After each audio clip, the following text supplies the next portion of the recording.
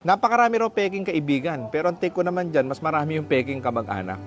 Yung tipong kapag kakaharap mo, ang bait-bait sa'yo, pero pag nakatalikod ka, sisiraan ka nila. Nako, kunyari pa, sasabihin sa'yo, mahal ka nila, nagmamalasakit lang sila sa'yo, talagang kala mo concern na concern sila sa'yo, di ba? Pero sa totoo lang, pag nakatalikod ka, sinisiraan ka sa ibang tao. Bukod dyan, yung mga peking kamag-anak, nako, kilala ka lang kapag ka may pera ka. Kapag ka nakakaluwag-luwag ka, doon ka lang nila papansinin. Pero subukan mong medyo ikaw naman ang nangailangan, nako, hindi mo mahahagilap yan mga yan.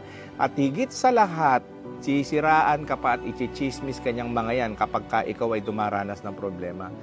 Yung tipong meron kang gustong abutin sa buhay mo, meron kang gustong marating, nang tanging hinihiling mo lang naman hindi ka humihingi ng pera, ang hinihiling mo lang ay suporta lang or words of encouragement lang galing sa kanila.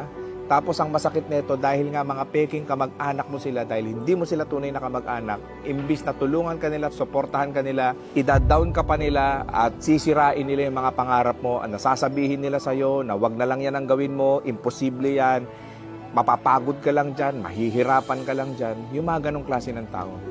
Kaya dito sa mundo, pipili tayo ng mga taong makakasama natin, hindi komo kamag-anak mo nagmamalasakit sa'yo.